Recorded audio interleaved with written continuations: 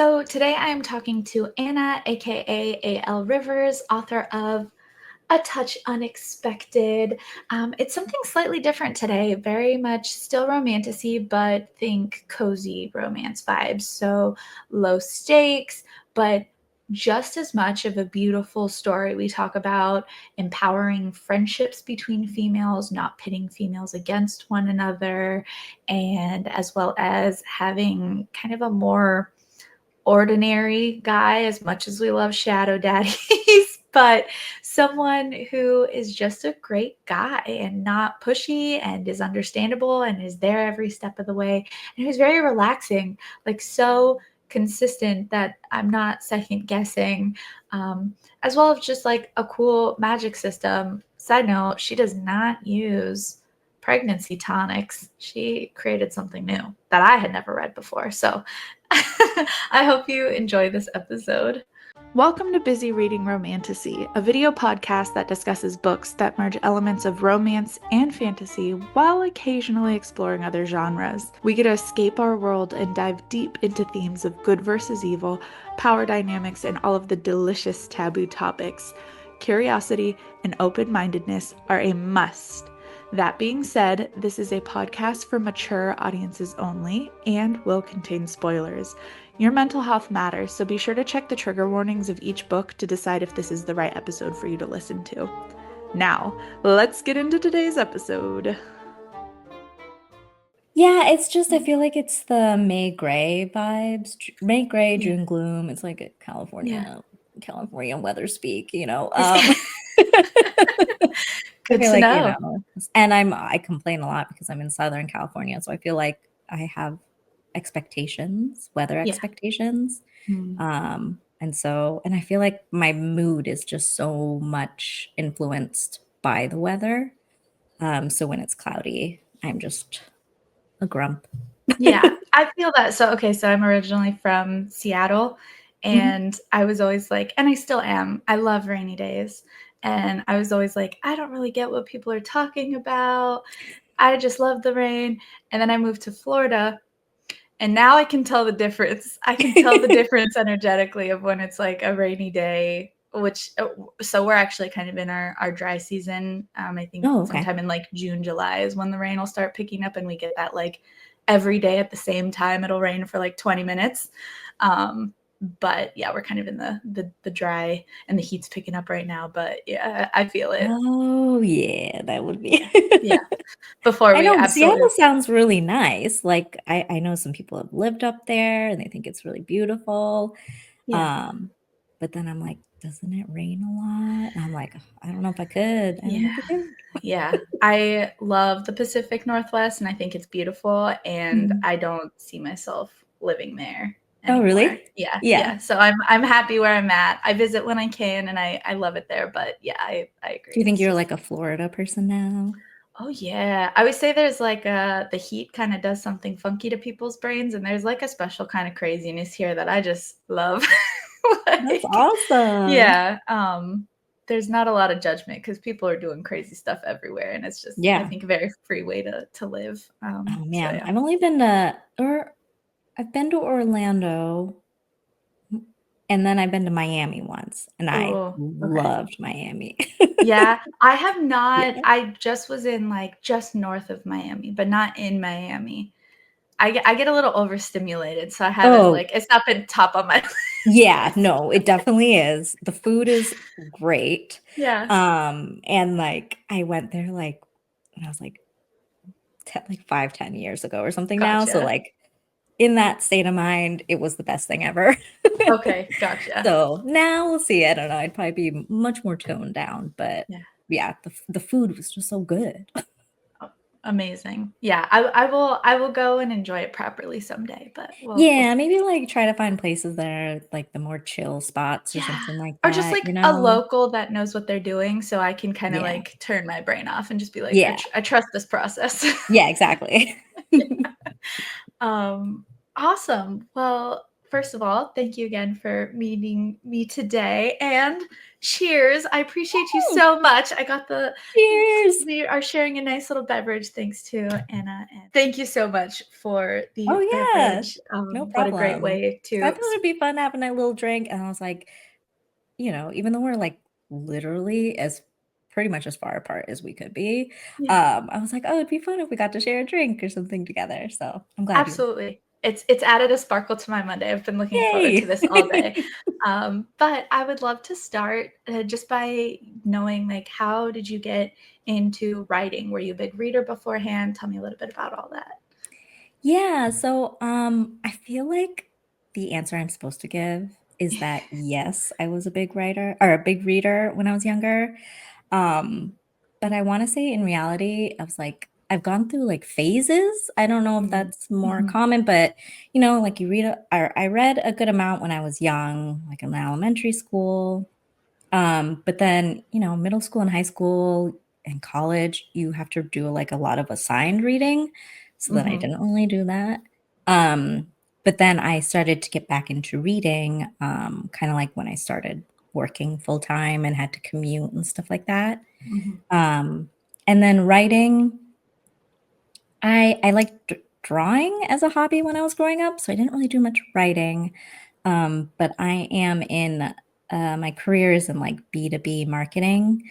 And that is just writing a lot of emails and landing pages and all of that stuff. Mm-hmm. So I do a lot of writing there. And I just enjoy writing. And then yeah, I think it kind of just came from there. I was like, I enjoy writing, but like I would prefer not to have to write like the same five, emails in different in different tones. So I Yep. was like, oh, Yep. can I do something more creative? And yeah, so I just kind of was like, okay, I'm gonna give writing a go. Yeah, that's awesome. First, I agree completely with what you said around the like even as an avid reader, same thing. Mhm. Just when like through college, I was reading textbook after textbook, and I did not Yeah. have time or want to sit and read any longer. So after I graduated, I was able to kind of I have been able to come back to it. So I completely agree with that. And as far as writing emails, I cannot tell. I've written at least 5 emails today, and because it's a Monday, it's like, thank you for your patience and me getting back Oh to you. yeah. Yep. So I feel that as well. But okay, so what caused you to say, like, I want to do this? I want to start writing. Yeah, I think it was I feel like a lot of people probably have this like idea in their head, like, "Oh, I'm gonna write a book someday." They're Yeah, like, "I'm gonna do this." yeah. And then, you say it a lot, and then I don't know about you, but I am also the type of person that, starts a lot of things, like a lot of hobbies, and then realizes, like, I'm not amazing at it at the start, and then so I just stop. So I just like, sewing, drawing, painting, all these different things. I'm like, "Okay, I'm gonna start this," and then I'm not, you know, perfect the first go. Then I Ugh, just, like, get down on myself, and then I give up. yeah. So when the idea came to me and then I started writing, I was like, "Okay, no, I really believe, like, I need to believe in myself, or like I will feel so good if I finish this, if I see Mhm. this through to the end." And it was like it kind of was like just a mission for me. I was like, Yeah. I really want to feel good about myself. Yeah. I really like don't want to be a quitter. I'm gonna do this. Mhm. And so I feel like that's kind of how it went. Like I've always wanted to write something, you know, um, or wanted to tell a story. I guess there's like different Mhm. mediums you can do it, right? Mhm. Um, and so I think writing is just the one that I feel, I guess, most comfortable with. Um, and so, yeah, I was just like, okay, I'm going to get started on this. And I think I kind of started around COVID time. So, I'm not hanging out with a ton of people. So I had a Right. time. And I'm a homebody in general, I guess. So then I started it. And then I feel like at that point, I was like, I have to keep finishing it, like for myself to like really feel like I can do something. And also I wanted to finish the story, and go through the processes. Um, so yeah, I guess I got to the end. Well, I commend you for sticking to Thank it. you, I thank you. also have a bit of a process, somewhat of a dislike when I'm not immediately perfect at something. Right? I mean, like, Um, it's so frustrating, but at the same time, like, if you keep yeah, and then you hear all these people that, it doesn't necessarily happen overnight, or, like, mhm. you can have some talent, but you have to, like, practice as well. So it's like, "Oh, I can practice." So, what was the writing process like for you? Did you have like a set time and any sort of rituals or routines to kind of get you in this headspace? Um, Not really. I feel like I was all over the place, Yeah, but I feel like that was a good thing, or I feel like, I had to go through all the different motions and, like, to figure out what works for me and what doesn't, and I feel like yeah, moving forward in, future stories I wanna write, I'll have, like, a better sense of what I should try to do and not do in the first place. Like, fair.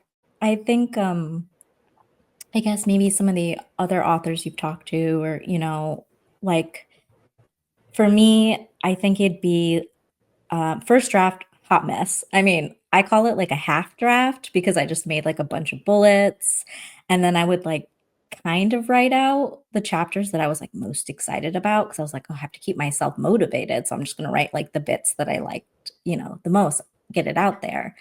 And then I had to like go in and flesh things out, and things like that. And then I would just kind of, I guess, whenever my free time would permit. Um, and then I think, you know, I'm wondering, I don't know, like I haven't perfected the process yet, because at the same time, um, I am not good with writer's block. I feel like a lot of people get writer's block, I hope. Um, and like my method this first go around was like, okay, I'm going to push through it. Mhm. So, on a weekend, I'd spend like 6 hours at the computer writing and write like 4 sentences. And I was like, you know what? I really probably should have stopped and like got up and like done something else and come back to it. Yeah, But I didn't, because I was like, no, it's going to come to me right now. Like right now, it's going to come yeah, to me. yeah, Um, and then it didn't.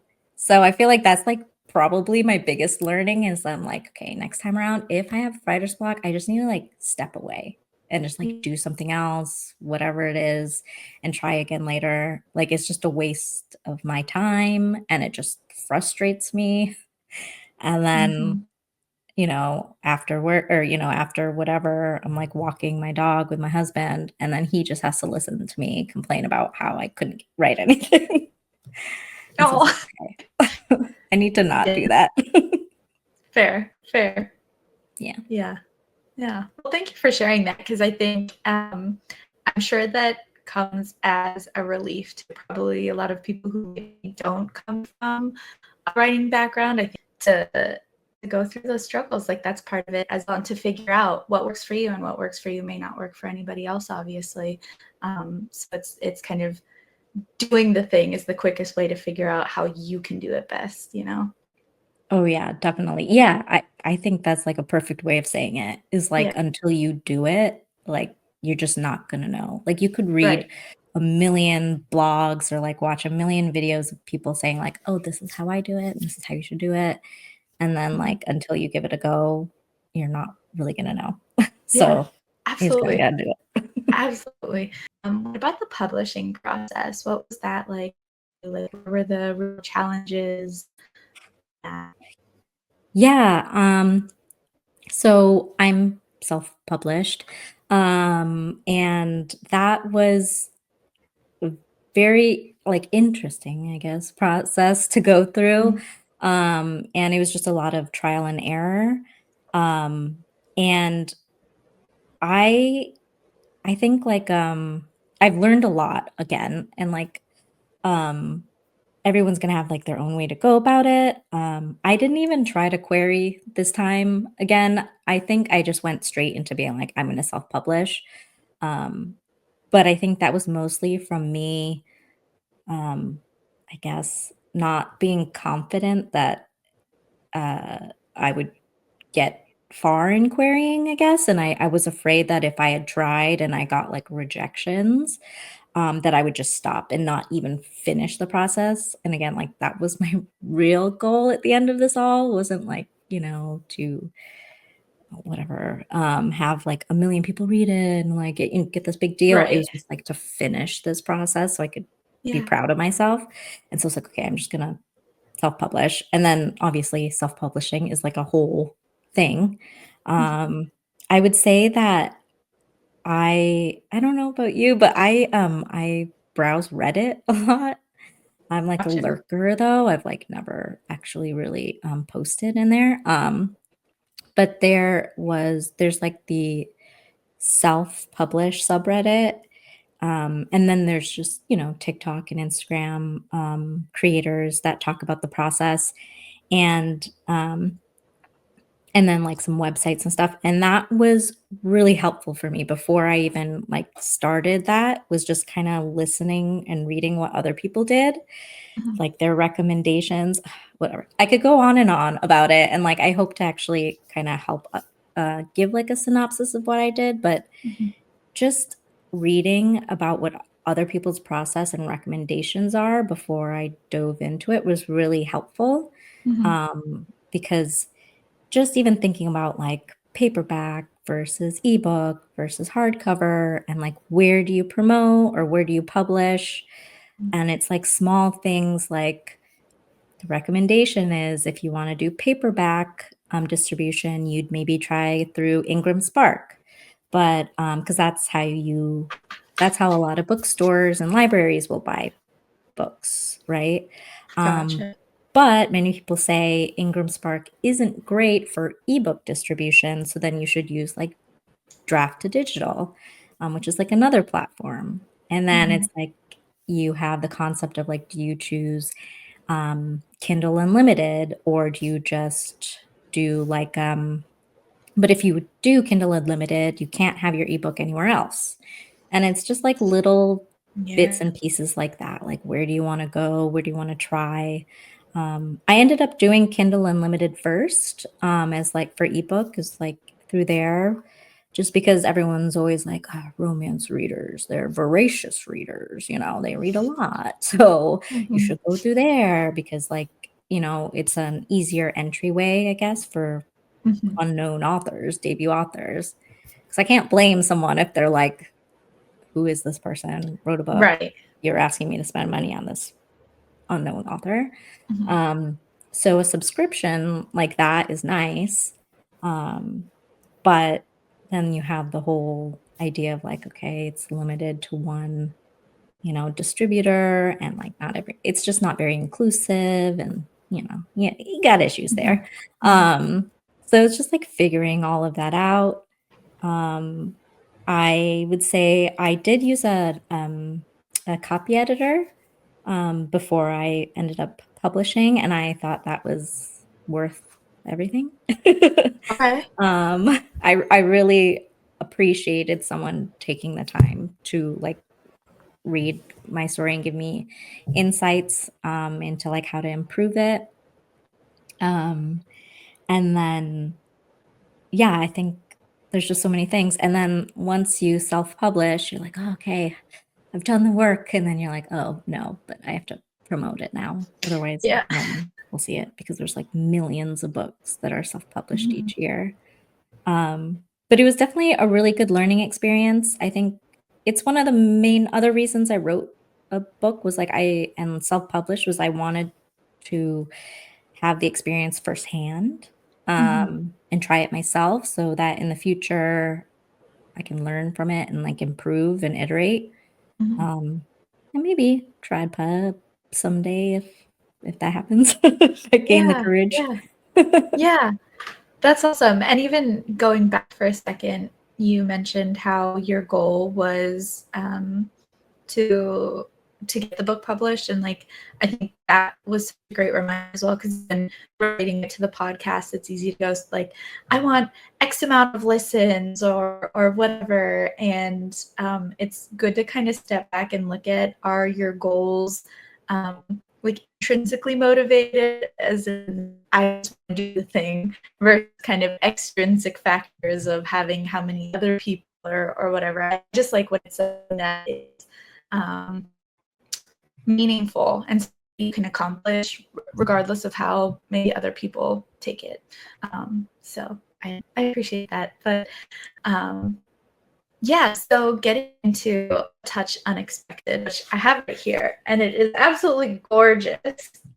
Thank you. You're very welcome. I would love if you could share in your words for anyone who hasn't read it yet, just a little bit about what it's about.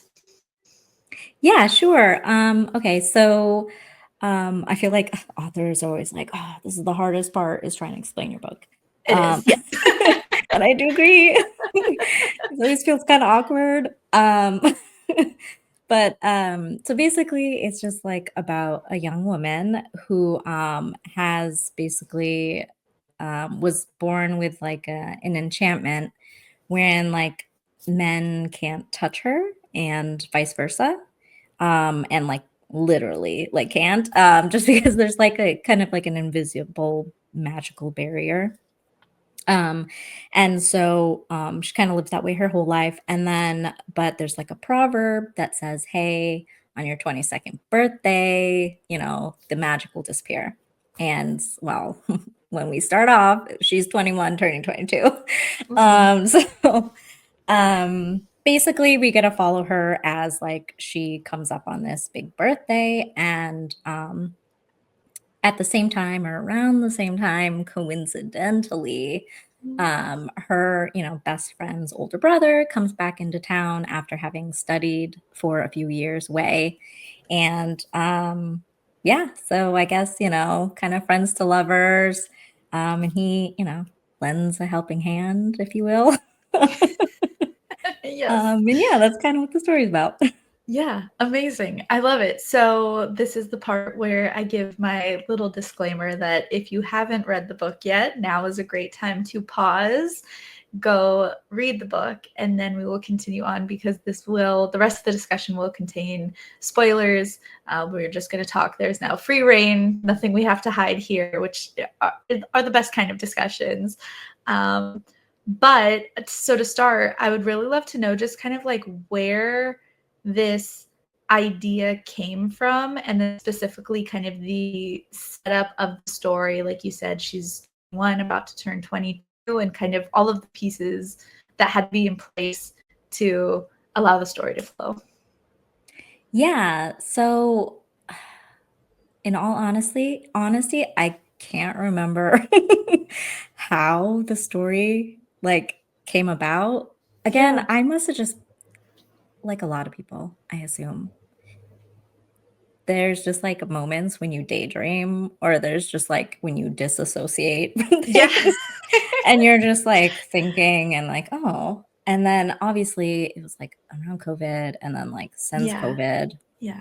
I don't know about other people, but like when things get really stressful or overwhelming, which Mhm. I just get really easily overwhelmed, I just kind of like will just zone out, I guess.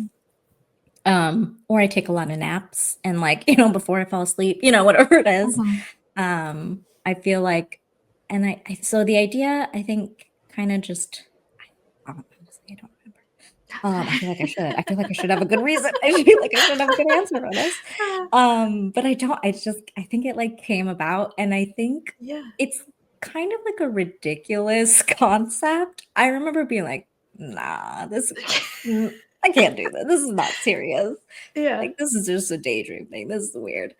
But then I was like, you know what? No, I think I can make it work. Like, there is kind of like a, you know, you can think of it in like a, you know, mature, maybe sexual manner, but like there's, I feel like some element of fairy tale to it, is like, Mhm. you know, there's some concept of like some type of magic that prevents or limits someone in some way, right? Mhm. And so I think it kind of stemmed from that. I'm like, okay, so let's say that happens. And then I guess just kind of like experiencing like what would it be like for someone to like not have experienced something and then suddenly just have it like open to them. Mhm. Um, and I think for me, honestly, it was a lot of like thoughts on like what little moments would be Mhm. like ideas of little moments coming to mind, and then kind of piecing them together into like a cohesive story. Mhm. Um, Again, a lot of it was just like ruminations while I'm like, who knows, walking my dog or like Yeah. cooking or something. Mhm. And so I'm like, oh, that's a cute idea. And like, oh, could that go into a storyline? Like, what would a story require to get to those points and Mhm. like piece those bits together? Um, so I think that's kind of, I guess, how it came to fruition. And then I think, everybody, I guess, like other authors or, myself or other people, or even just daydreaming. Again, I don't know about you, Mhm. but if you're like thinking about something and, you have this idea in your head, but then depending on like your thought process, you have to just be like, I could think about this and then, you know, think forward and think about like watch the scene or whatever play out. Mhm. But then you're like, "But wait a minute, how did they get there in the first place?" Mm, Like, mhm. sometimes I feel like depending on your mood, you can be like, whatever, I don't care. I don't care. I'm just gonna move forward." But Yeah. then sometimes you're like, "Wait, no, I feel like I should come up with a reason why this happened," Mhm. and then, like, kind of work from there. So I feel like that's what I did. I was like, "Okay, Yeah. but why would she just have this enchantment? Or, like, why would this scenario happen? And, like, how would she then get to where she was?" Because in the story, the idea is, spoilers, is like, she was born at like the border of these two countries. One Mhm. country is like very magical, and one country magic is like wielding magic is like illegal. Mhm. And so there's like this old enchantment that has existed for like hundreds of years. And I feel like if you're from the area, like, okay, stay away from here, like Mhm. you'll be fine. Something happened and her parents couldn't stay away. So then she was born in the vicinity of this enchantment and had it. But then her parents, pass away. So that's kind of the instigator of why she ends up in this like very prominent, wealthy family's house or manor, Mhm. right? Otherwise, like, how would she get there? Yeah. Um, and so that's kind of how she's placed into this world that she, you know, quote unquote, doesn't belong, or like other people might believe she doesn't belong. Mhm. And that kind of sets it up for what she has to go through or what she experiences throughout the book in present time when we watch what Mhm. happens with her, I Yeah. guess. Yeah. Yeah. And it's funny that you say that this was started essentially in COVID, because that's kind of what we all went through when all of a sudden we found ourselves very isolated. And so, like you said, I really appreciate small moments. I am somewhat of like a connoisseur of steamy, smutty stories, and I can appreciate both. Like Oh, the very yes. out there taboo thing. Like I'm like, bring it on. And I need to set up some sort of camera system to just film myself while I'm reading books, because the amount of times my jaw dropped in this book just because they touched hands, and I'm like, oh, yes. Like, I can appreciate those moments so much as well. Like there is a balance and a sweetness and an innocence to it. Like you said, especially if it's a young female and we kind of have the context that it's going to be a romance, you're like, okay, things are going to happen. But to really break it down and draw it out and make it slow, and really consider what is physical contact like when you haven't been able to have it at all, essentially. Yeah. Yeah, definitely. I agree, because trust me, I also like my smutty books. Yeah. And I just feel like, yeah, having that being able to have like a little bit of each, like during different Yeah. times, right? Like, Yeah. I don't know if you're a mood reader, but yeah, like I'll Yeah. be like, you know what? No, I need to like just something real, just like really, Yeah. really, okay. I don't know why, but okay, like let's just do it, you know? Yeah. But then Yeah. sometimes you're like, oh, okay, well, maybe I should mix it up a little bit. So like, just like a nice little mix. Cause then otherwise, Yeah. like, what is it? Your like tolerance? I don't know if that's Yes. like your Yes. tolerance is too high. You're like, what do you mean? What do you That mean it's a quarter into this book and nothing has happened? I'm like, whoa, whoa, whoa, whoa. Slow down. Okay. yes.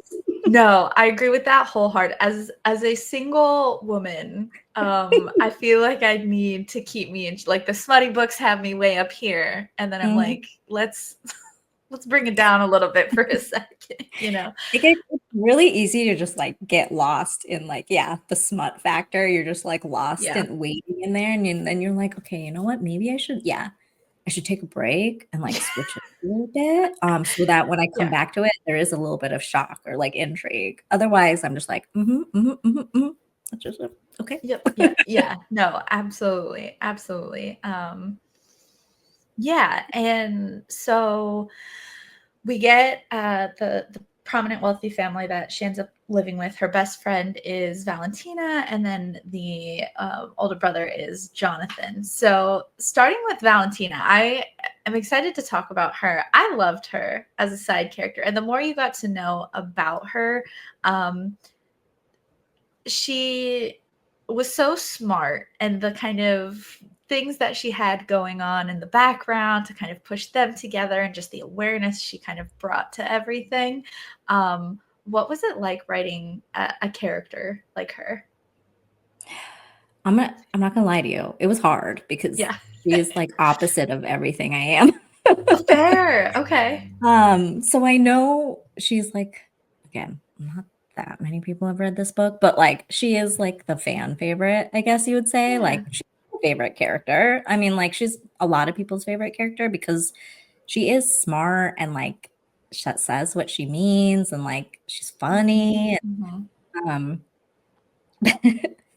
but she was hard to write, or I think she was hard to write because she's just like so confident and like that's not really me a lot of times.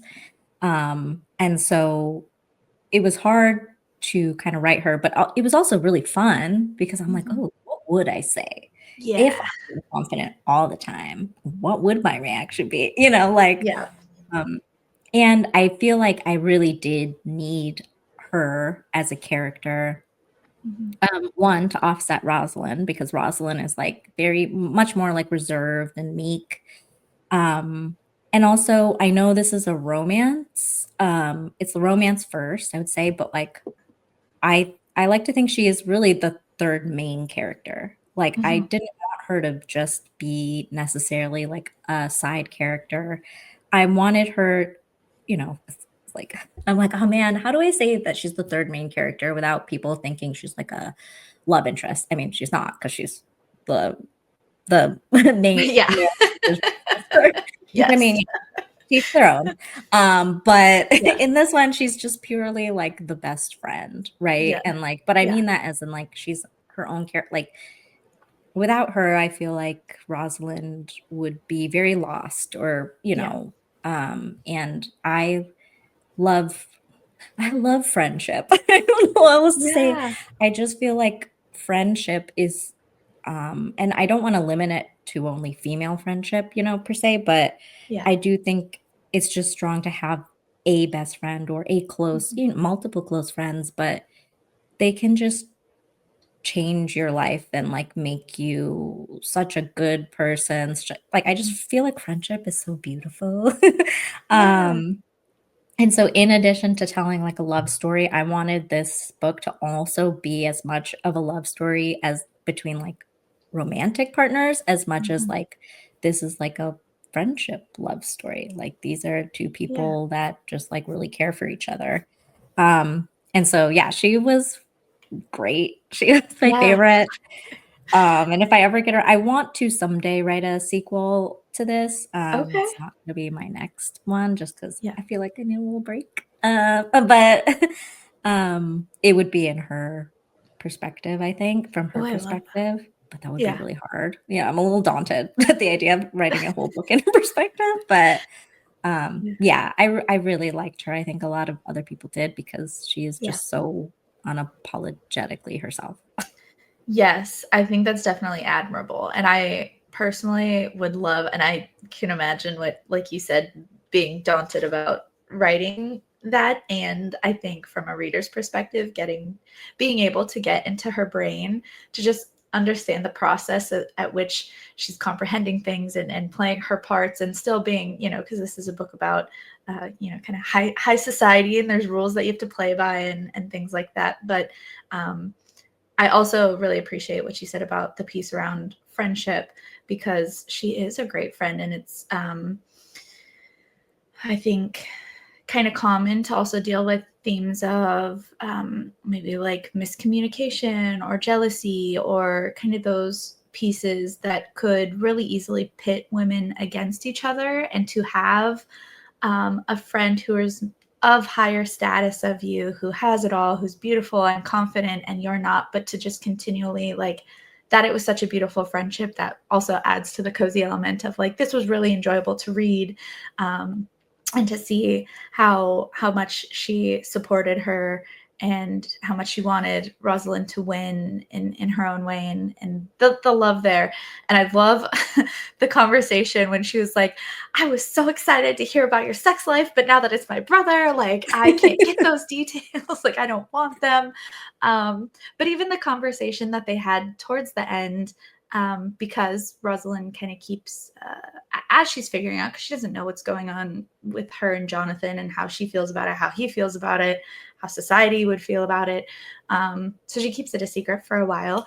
And towards the end, when they finally kind of come clean in a sense, and for Valentina to be able to say like, I understand why you did it, and um, and to turn it playfully and have fun with it and be like, well, I have my secrets too, and that's okay. Like, maybe I'll tell a good story someday. But the fact that she was so self-aware of her own personality as well to say like, I love to tell stories. Yeah, I can understand why you kept it to yourself because I would have loved to tell everybody. um I think it just added so much to her character overall and what made her such um a person that I'm also quite quiet, and I think I have a sensitivity to being around loud people depending on how they're loud, and I could easily Mhm. see myself being a great friend with Valentina because of how she Right? approaches the world. I think so, and I'm glad that you get like, saw that or felt that because I really did, like, want this book to also be about, like, not really just, like, women pitting other women, against each other or putting them down. Yeah. I didn't want that. I feel Yeah. like I get enough or we get enough of that in our real world, whatever it is. Yeah. So I just really wanted to subtly subvert in some ways, like not all the ways, like, but there are just some people who are like going to champion their friends. Like Mhm. I feel like I didn't mean to model it after this relationship, but like I feel like if I had to compare them to like a modern day friendship, I feel like I would kinda compare them to Abby and Alana from Broad City. Just Oh, like, I'm not familiar. oh man, really good comedy show, Okay. and they just have a really it's just about their friendship, like, Yeah. they are the main like and they're really good friend, I think, in real life, and I would say, like, Abby is, like, a bit more, she's not quiet, she's, like, definitely got her own personality, but she's not, like, necessarily as confident and outgoing as Alana, Mhm. but, like, together, they just, like, holy like, they're just, like they're a couple, basically, without, like, the romantic aspect, and, like, they're just Yeah. so supportive of each other, and it's just, like I don't know, it's just a really beautiful thing, Yeah. and, like, I wouldn't be who I am without my friends, and so, like, I just really liked that idea, and I guess especially when, like, during COVID or, like, even Yeah. afterwards, you couldn't see people all the Mhm. time, and so, it's just, like, realizing, like, how important they are in your life and, like, just wanting to, like, I don't know, pay respects to that or whatever. Yeah, I just yeah. really wanted, other people in case also other people, they move to new places or maybe they haven't found that friend yet. And I just want them to know that like there are friendships like that in real life. I Mhm, feel like it's a fantasy, but that kind of friendship is real or can be real, mhm. like where people just support each other and like make each other better. Like Yeah, it doesn't have yeah, to just be a romantic relationship that does that either, absolutely. you know? Yeah, yeah, yeah. I see that on like TikTok and Instagram all the time. That is basically like, um,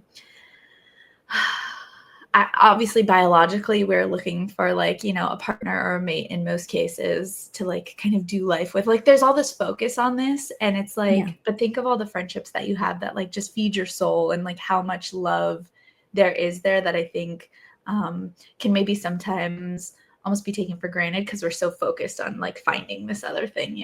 Absolutely. Yeah, I Yeah. agree so much so. Yeah, Yeah. so I'm glad. I'm glad you Awesome. think the same way. So switching our focus over to Jonathan.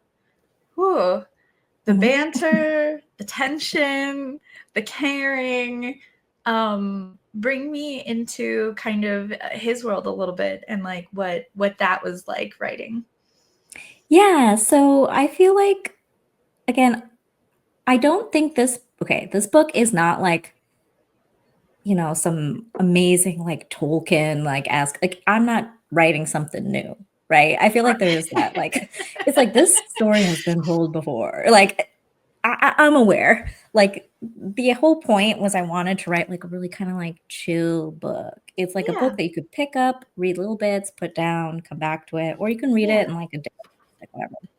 Just like really chill. I just want to Mhm. like get lost for a little while, not worry that it's not going to end well. Like I feel Yeah, like hopefully from the get-go, you know that this is going to be a happy ending. Like that's just how it is. Um, and when I was thinking about like a male main character, male love interest, um, look, I'm a fan of the shadow daddies, of like the grumpy and like the very, kind of, I don't know, bad but boy yeah, esque. like I love it. In the Mhm. future, I'm gonna write some of those, but Yeah, this one, I again was just trying to. I really I feel like I really just have to get across that I was really overwhelmed when I was, like, thinking through the story, so I'm like, "What is the most soothing things I can think of?" Right? yeah, And I was like, and as much as I love those characters, I also really just like a good guy. yeah, Like, I know, he's not necessarily, like, someone that you're gonna remember for the rest of your life, like, he's just kind of an ordinary dude, right? I mean, ordinary who just happens to be, like, tall and smart and powerful and blah, blah, blah. actually Like caring, like. yeah. My Yeah, husband's like, but you realize he's like, handsome and like, he's just like the chancellor and he's smart. Like yeah, he's not just like ordinary. But like in the realm of yeah, fantasy love yeah. interest, I think he's kind of like more toned down or just like, I don't know. Yes, no, I see exactly what you mean. I could You only know what I imagine a mean? world where he was ordinary in like real life Yeah. though. Oh my gosh. But yes, I know exactly what you Yeah, mean. yeah, right? Like he's not like, oh my gosh, yeah, so like super whatever. Yes. So I was like, okay, I just want to write like a nice dude. Like I just want to remind people like Yeah. these guys do exist. Like, Yeah. sure, maybe kind of a fantasy sometimes. Like it can be hard to find them, but like they do exist. Yeah. And maybe like not exactly in the same frame, but like um yeah, I just want to write a nice guy. Like I just want Yeah. the love interest to be someone that is caring and that kind of you imagine someone like in his position who's just like been brought up to be this certain Mhm. way. Like he's going to be the chancellor of this region. Like he's been trained up on it. He's very smart, cares about the region. But obviously he has all these like um people think all these things about him. Like he has Mhm. to be the smartest and he has to be like, all of these things. And like that's got to be exhausting. Like Mhm. I can't imagine like always having to play this role. And so like when you do just like want to like let your hair down, metaphorically. Mhm. Like, you know, sometimes it's just nice to have someone else that you can just like be yourself with or whatever it Yeah. is. And so that's kind of what I wanted for him, is that like, yeah, he knows what he wants. I mean, like, cuz Mhm. that's how he's always had to think, is like, how do I like position this in my best interest or in the best interest of the people or whatever. So like he knows what he wants. Um and in this case, he wants Rosalind. But like he's also not going to be like pushy about it, because Mhm. like, he does know where his position is, like higher up. So I think there's like a bit of a Mhm. power dynamics in there. And also it's his like sister's best friend. Um Yeah. and like someone you've grown up with. So it is kind of weird, like Mhm. suddenly you're going to be into this person. And so yeah, I just wanted him to be like a kind of a, not just like a dude that's there, but like Yeah. the idea that like, um yeah, just like a nice guy, and like that's why she would fall for him, is Right. because he's just a caring guy, even though you would think after all of this stuff he's been given that he'd probably be more of an ass. Yeah. No, and I like, I applaud you for your ability to write a cozy story, and like to be able to say like he's a nice guy and he's not boring.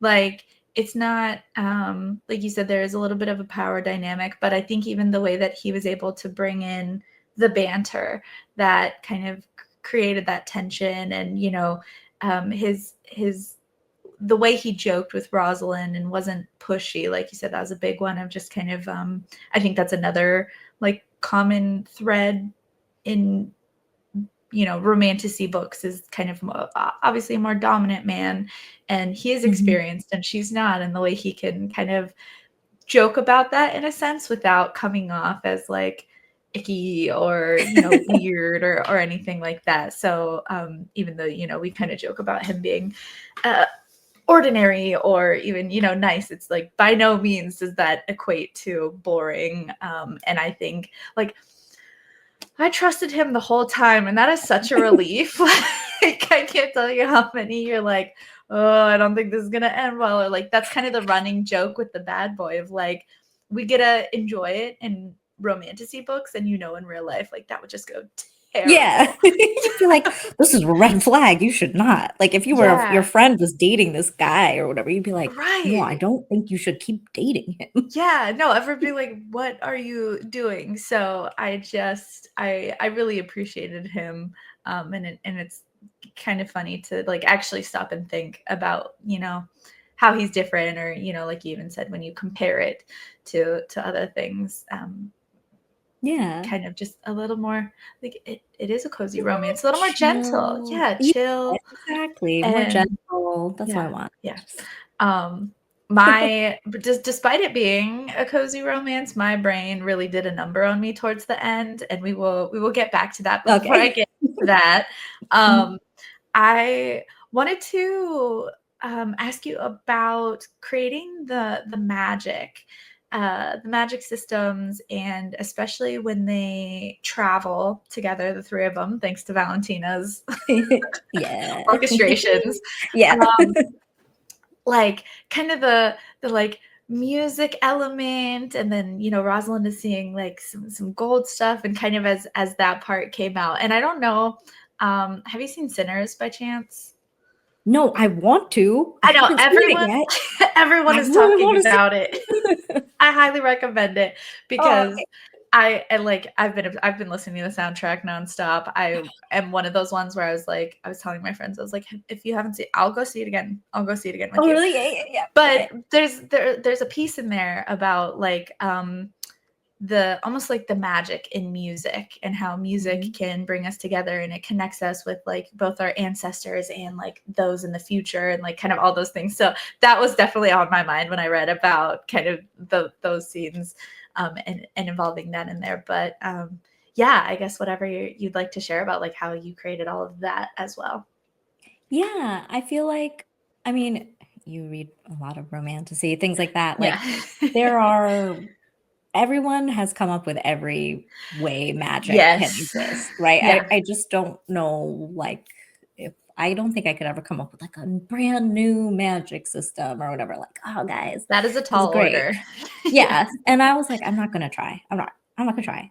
But I was just like, I guess kind of like what you said, I was like, what can make it I mean, like a little bit different. Like, I do think it's supposed to be more nature based or more, yeah, I guess more nature based, elemental in a sense. And then I was like, what is kind of like a way that makes it, I guess, kind of unique, but also not. Like, Mhm. I just think something about the idea of music. Well, one, I love music. And I mean, well, who doesn't? You know, a lot of people love Yeah. music. I listened to a lot of music while I was writing. Um, you know, I didn't listen to Mr. Boombastic. I did not. Maybe in the future. Yes. Props to the other author. Thank you. Yeah. Um, but I also like the idea that I don't even understand the physics of it that well, but like I think there's like resonance and like Yeah. the idea of like patterns, you know, sound can is like patterns. And I just think like the idea would be that you'd have to like find that right balance, or you'd have to Mhm. hit that like right note. Just like not everyone can do it. It would take some practice and things like that. And I liked that idea, is that that's kind of how you would be able to manipulate this like magic that's from nature. Mhm. Is you'd have to be able to connect with it in a certain way, and you can't really touch it per se. So I'm like, what other um you know, senses like Mhm. would you be able to interact with it with? And so I was like, okay, I like the idea of magic. I do think it's kind of harder to do that like in a book. I was like, how do I explain this melody or this Yeah. sound? So I feel like, yeah, like something like Sinners, like a different medium would be able Yeah. to like emphasize that probably a lot better, like in the Yeah. sense that you can really like feel it. And I'm not that musically inclined. You know, played clarinet in high school, you know, but Yeah. Yeah.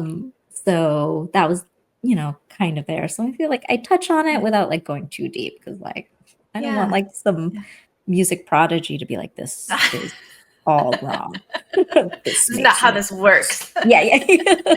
So I was like, Yeah. No, I understood clearly. And yeah, I've been, I think, I guess more into that lately also, just kind of this idea of like the energy and the vibrations and the frequency of yeah. things. And so like when you were saying that, how she would kind of like shift the tune a little bit to kind of find that right. I got it completely. And like Cool, cool. cut yourself some slack too, because I was gonna mention the sheath ring situation too. Like I have never you get all the like little, you know, tonics and Tonics. potions. Like that is the go-to. So I was like, hang on, this is new.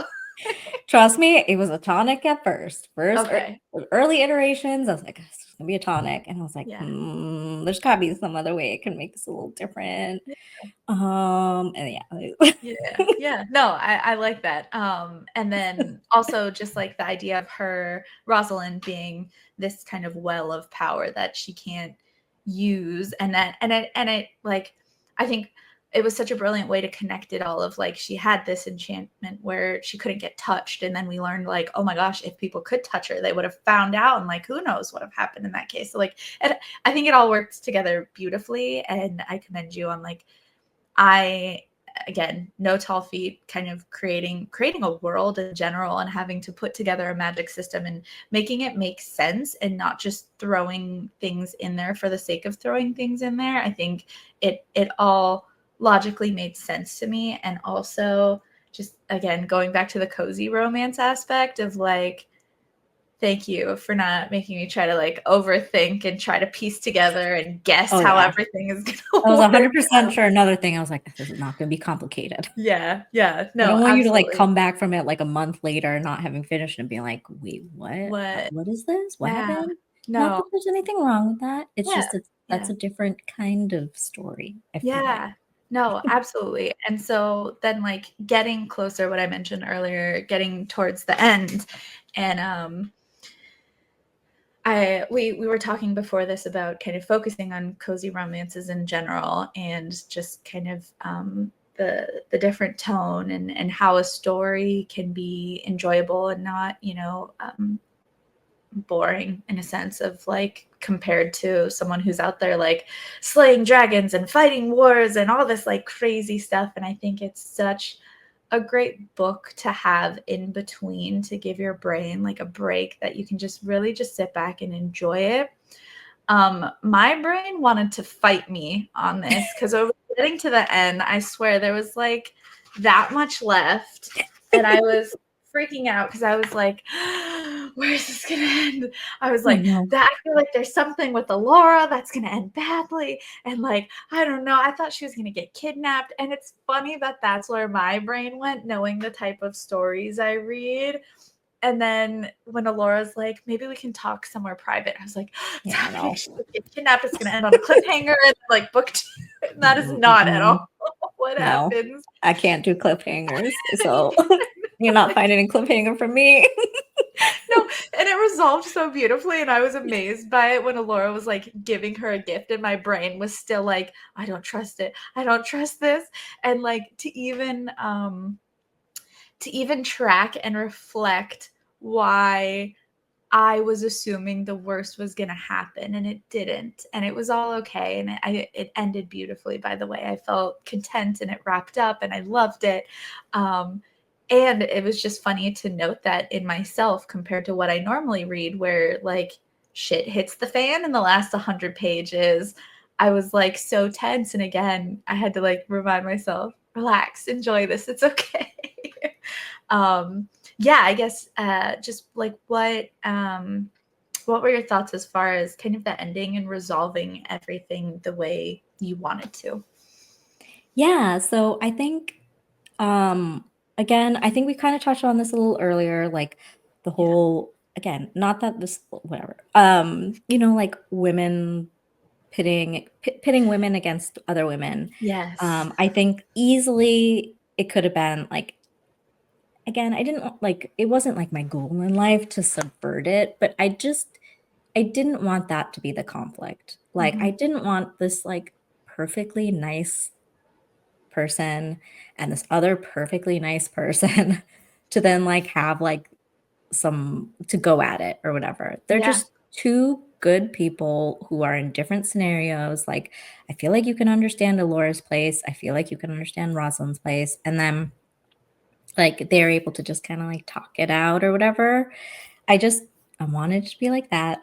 Mm-hmm. Like I put a little bit of miscommunication in there. I know, Mm-hmm. like, whatever, like it's not everyone's cup of tea, but like I feel like I did a little bit of it, but I tried not to overdo it. Yeah. And I wanted to resolve it relatively fast. And I liked the idea of Elora being the one to resolve that bit. Mm-hmm. Um, because I think Elora is like a good person or whatever. And I know Yeah. she's not like a main character, but I just didn't want to like throw her in and then throw her back out without her having a chance to kind of be the one to defend herself or explain herself. Mm-hmm. Um, and again, I just wanted it to be between like two nice people just like trying to like navigate their own lives in Yeah. a Yeah. way. So I wanted it to be like that, but I wanted to like kind of quell the fears a little bit by like having her deal with it. And like so that in the last whatever 10%, that like that big situation is resolved and it's Mm-hmm. just a little glimpse into how what happens after that little bit Mm-hmm. happens, like what kind of conversations or something that Yeah. happens after that, to get you, I guess, to the end or whatever. Mm-hmm. And I know that, again, because I really wanted it to be like a cozy feel, is again to have like you need a little bit of conflict, I understand, Mm-hmm. to make it so it's not boring. Um and like I think, yeah, in a more medium or high stakes world, like yeah, she would be like kidnapped or there would be like more miscommunication that would go further, whatever it is. But I was like, nope, that's not what I want from this or from these people. I Yeah. just want them to be happy at the end and to all get Yeah. along and la di da. Yeah. Yeah. But because, like, again, I like high stakes fantasy romance. Like, I enjoy it. Um, but like you said, and where I was when I wrote this, I just didn't want to deal with a cliffhanger. Um, because, like, man, like, they really get you sometimes. Like, Yeah. you're sitting there for a while. And a lot of times that's why I don't start books until I know it's like they're completed or almost completed, because Mhm. I don't want to have to sit on, a cliffhanger for a million years. Yeah. Um, that being said, I'm sure they're fun to write, and Yeah. like they really do catch the reader's attention and Right. hook them. Um, but I was like, that's just not this story, I guess. Yeah. Yeah. And so, yeah, I just wanted everything kind of resolve itself, and um, without, like, yeah, I guess too much craziness happening. Yeah. Yeah. And I can appreciate that. I think that's one thing that I like to talk about too, is how even though it is romantasy or even just fantasy or kind of these situations that aren't set in real life but have very much like real life relatable lessons, and I can appreciate how much miscommunication could be solved by being able to just have an open conversation and get a perspective. Because yeah, immediately when you do meet Alora and you're like, oh, there was something here, it's going to get tricky, oh, is that going to tear them apart? And it makes sense when she was like, yeah, he was like my ticket to dealing with this world and society until he helped me find another option. And like that, I'm good with this. And to solve it in a way that, again, it made sense. And I wasn't like questioning, it didn't feel unfathomable. And actually, I was like, heck yeah, like she gets to be chancellor. Like, Yeah. what an empowering way to deal with a situation that we've seen so many times where it would easily just pit two women against each other. So yeah, applause Yeah. for that for sure. Thank Um, you. yes. I would love to ask you kind of like what's next, what's on the horizon. But before we shift there, is there just anything else that we maybe haven't uh, touched on that you'd like to mention about the book? Yeah, I guess I would say, like, I totally understand that this book is not for everyone, or like not everyone's going to enjoy it, I guess. Like, it is pretty low stakes and like kind of cheesy. And I think my biggest thing was, I know the main character is like pretty soft or pretty reserved. And I know, like, some people, I know we kind of talked about how it was like, soft FMCs or whatever. Mm-hmm. And like, um, it can be kind of harder sometimes to find them in fantasy romances. I've been doing some research because I'm like, okay, well, they're definitely out there. And so I Mm-hmm. feel like when I wrote this, I just hadn't really been doing research or whatever. Like, they exist. Mm-hmm. And they're probably like done in a way that they're more like quietly strong and powerful.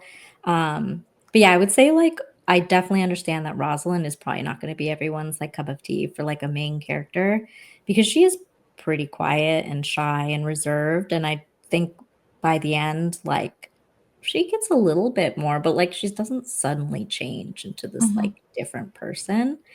But I feel like that's okay. And I feel like I kind of wanted someone like that. I don't know if you've ever had, like, I've had several friends throughout my life that are known to be very quiet, or like more of a follower than a leader, whatever it is. I feel like I used to be a follower. I'm not saying I'm a leader now, but like, Mm-hmm.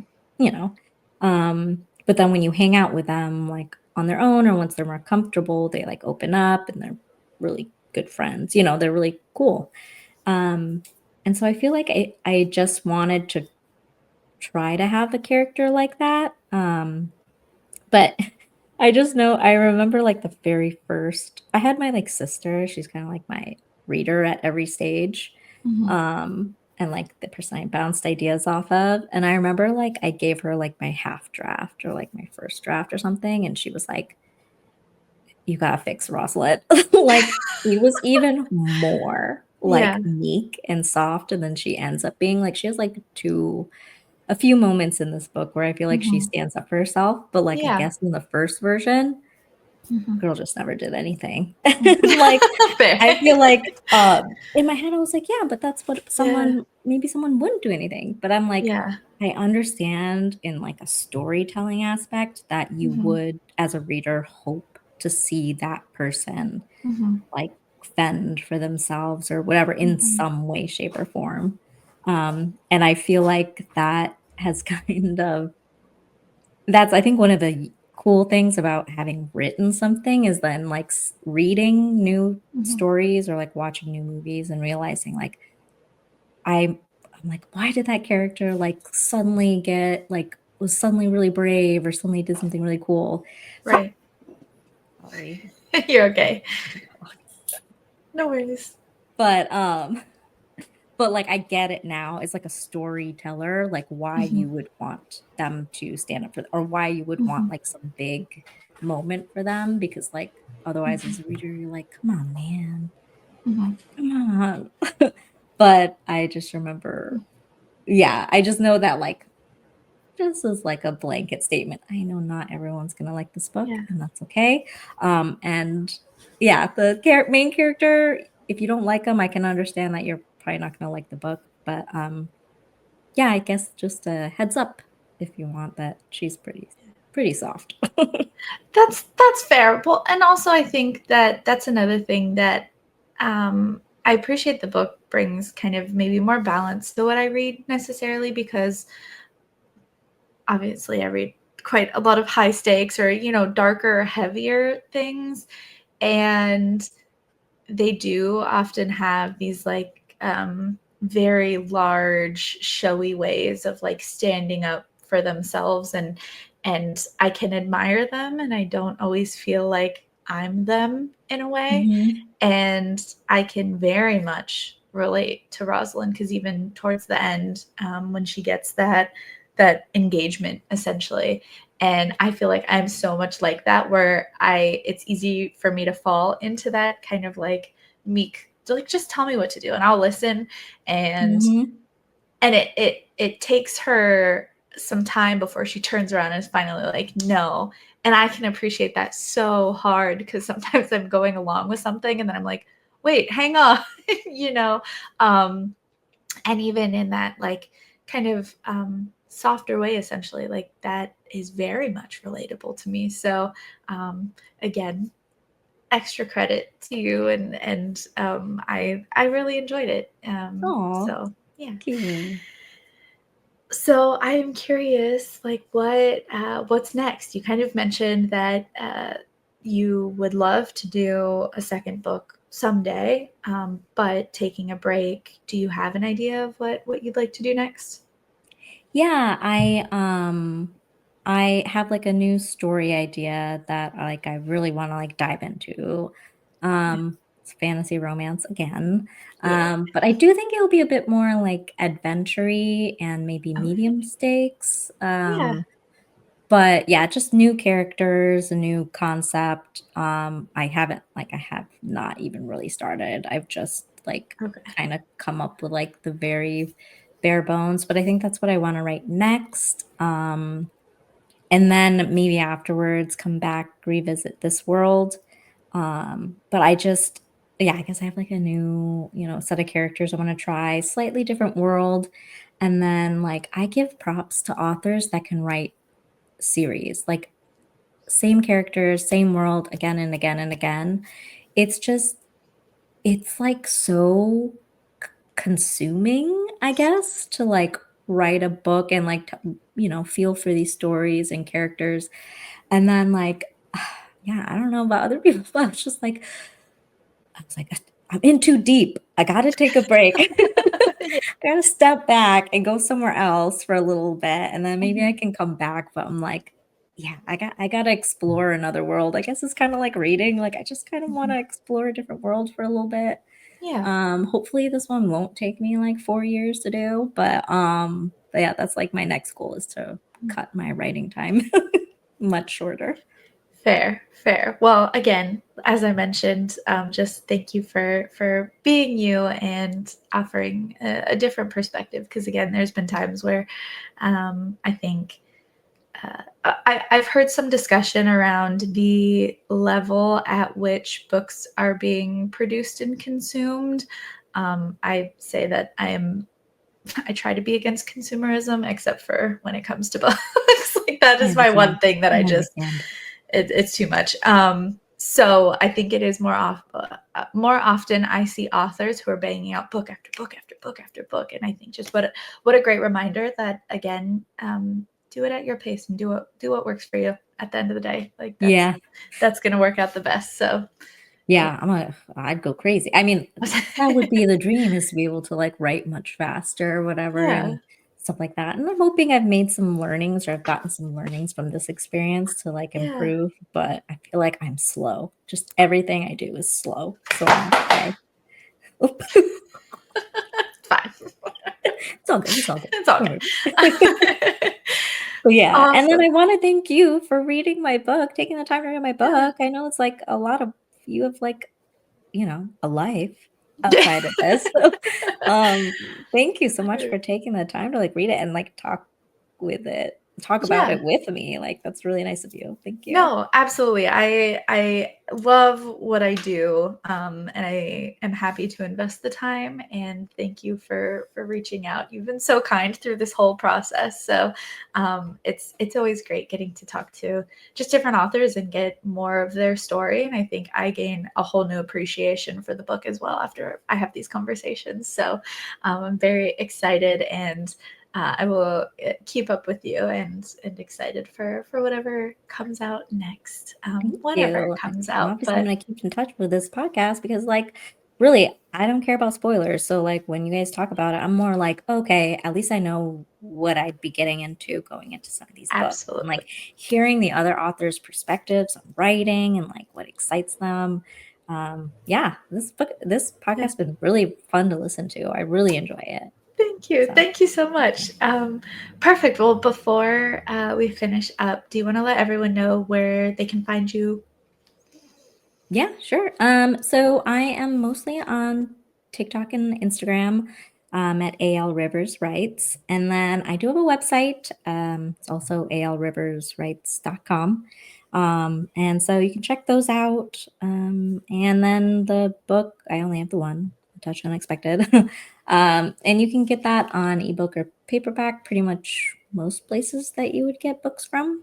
Yeah, Perfect. that's Yeah. it. I again, it is beautiful. Add it to your collection. I need some color compared to all the darkness Yes, back you're there. right. um, awesome. Well, thank you again for joining me. Yeah, thank you so much. If you've made it to this point in the episode, thank you so much for watching. I'd be incredibly grateful if you showed some support either by following or subscribing, depending on what platform you're watching on, and leaving a comment. You can always follow me on Instagram at Busy Reading Romantasy or on TikTok at busy reading romantasy to see what I'm up to. You can also email me at busyreadingromantasy@gmail.com to tell me your thoughts, dreams, secrets, or if you just have any book and author suggestions you'd love me to cover. Grab yourself a good book, get cozy. I'll see you next Wednesday for a new episode.